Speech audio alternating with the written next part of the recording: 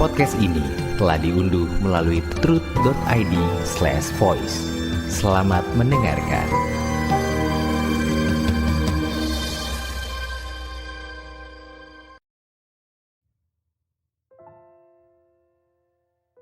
Shalom. Kebenaran hari ini 4 Maret 2025 dengan tema paradoks. Bapak Ibu Saudara yang dikasihi oleh Tuhan, semakin kita mengenal Injil yang murni, maka kita semakin tahu bahwa logika Injil itu bertolak belakang dengan logika dunia. Paradoks, atau yang secara umum berarti pernyataan yang seolah-olah bertentangan atau berlawanan dengan pendapat umum atau dengan kebenaran umum. Tetapi kenyataannya sebenarnya mengandung kebenaran. Masalahnya banyak dari apa yang diajarkan dunia telah kita serap. Tubuh kita hari ini adalah ekspresi atau perwujudan dari apa yang kita konsumsi melalui mulut. Adapun kondisi jiwa kita adalah ekspresi dari apa yang kita konsumsi, yaitu apa yang kita lihat dan dengar. Itulah yang diajarkan dunia, yang bertolak belakang dengan logika rohani. Kehidupan Tuhan Yesus sendiri adalah kehidupan yang paradoks dengan kehidupan tokoh-tokoh agama, bertentangan dengan kehidupan manusia pada umumnya. Kalau kita tidak mengerti hal ini, suatu hari kita pasti menjadi kecewa dan bisa meninggalkan Tuhan. Memang tidak meninggalkan gereja atau pindah agama, tetapi meninggalkan Tuhan. Memiliki logika yang tidak pernah bisa bertemu dengan logika Tuhan. Sampai pada stadium di mana seseorang tidak bisa mengerti logika Injil, atau logika rohani, atau logika Tuhan. Kalau kita membaca Alkitab, kisah mengenai Yohanes Pembaptis, dikatakan bahwa ia adalah seorang yang tahu siapa Yesus. Sangat besar kemungkinan juga karena Elisabet, ibunda Yohanes Pembaptis, adalah saudara dari Maria, ibu Yesus. Ketika ia membaptis Yesus, Yohanes Pembaptis mendengar suara dari sorga, "Inilah anakku yang kukasihi, kepadanya aku berkenan." Yohanes Pembaptis yang mengatakan bahwa dialah yang akan membaptis dengan api dan roh. Dan Yohanes Pembaptis sendiri berkata kepada Yesus, "Tuanlah yang seharusnya membaptis saya, bukan saya yang harus membaptis Tuan." Yohanes Pembaptis sadar siapa dirinya, dan mengatakan, "Membuka tali kasutnya pun aku tidak layak." Secara terang-terangan di depan publik, Yohanes Pembaptis berkata, "Inilah anak domba Allah yang mengangkut dosa dunia."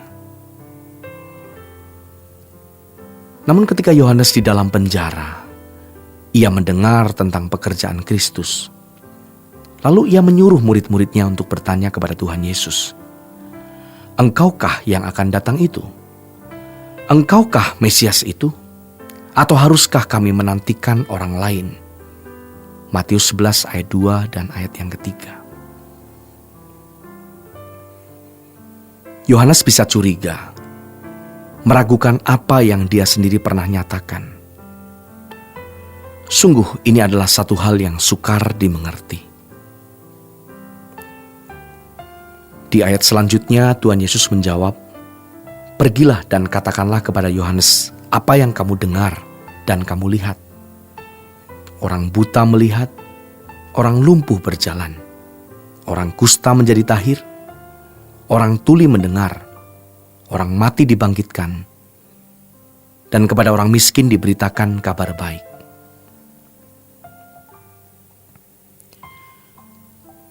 Dan Tuhan Yesus mengakhiri dengan kalimat, "Dan berbahagialah orang yang tidak menjadi kecewa dan menolak aku."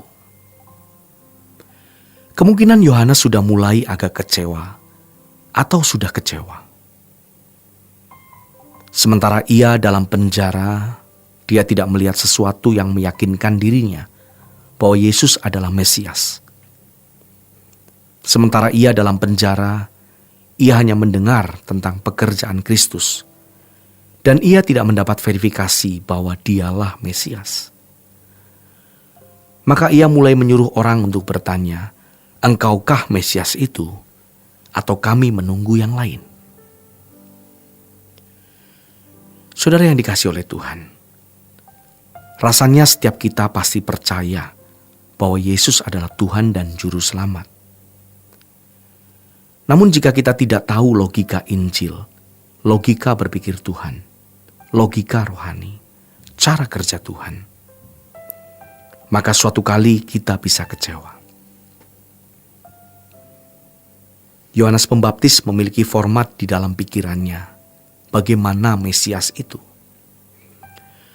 Dan rupanya apa yang dikerjakan Tuhan Yesus tidak cocok atau tidak sesuai dengan apa yang dia pikirkan. Ia mengenal Tuhan Yesus sebagai anak domba Allah, tetapi tidak mengenal cara bekerja Tuhan Yesus. Murid-muridnya pun juga pernah kecewa. Dan ada saat di mana tidak seorang pun dari 12 murid yang bersedia mengiring Tuhan lagi. Mereka semua meninggalkan Tuhan ketika Tuhan Yesus menghadapi sengsara dan kematiannya di kayu salib. Padahal Tuhan Yesus sudah berkata, "Aku harus ke Yerusalem, aku harus mati." Tapi Tuhan juga berkata, "Aku akan bangkit." Matius pasal 16. Namun itu skenario yang tidak bisa diterima. Itu sebabnya saat mereka menghadapi realitas itu, mereka kecewa dan meninggalkan Tuhan. Pengharapan yang ada pada mereka dijungkir balikan oleh kenyataan ketika mereka menyaksikan ternyata orang yang mereka sangat harapkan menjadi pendekar, menjadi pahlawan versi mereka, ternyata telah bertekuk lutut di pengadilan kafir dan mati dengan cara yang sangat rendah. Kenapa tidak berdaya? Sejatinya Tuhan Yesus tidak bertekuk lutut. Tapi di mata mereka Tuhan Yesus kalah dan mereka tidak bisa menerima kekalahan itu. Sebagai reaksi terhadap ketidaksiapan menerima realitas tersebut, mereka meninggalkan Tuhan. Padahal baru beberapa jam sebelumnya, Petrus berkata, "Tuhan, jangankan penjara, mati pun aku rela." Saudara yang terkasih, logika rohani bertentangan dengan logika duniawi. Di Injil Yohanes 6, Tuhan Yesus berkata, "Tubuhku benar-benar makanan dan darahku benar-benar minuman." Dan itu tidak bisa diterima, tidak bisa dimengerti. Sehingga mereka, orang-orang yang mendengarkan, berkata atau merespons dengan pernyataan, "Perkataan ini keras." Maka murid-murid mulai meninggalkan dia. Yohanes 6 ayat 66. Mereka mau pakai tubuh Tuhan, kekuatan Tuhan di dalam darahnya untuk kepentingan mereka.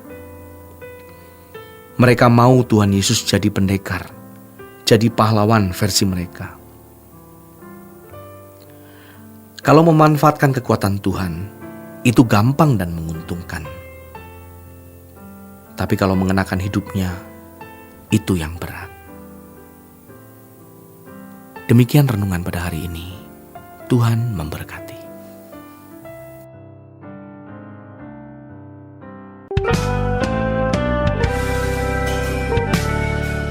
Renungan Truth versi audio dapat diunduh melalui truth.id/voice. Informasi lebih lanjut silakan menghubungi 021 4584 2381. Tuhan Yesus memberkati.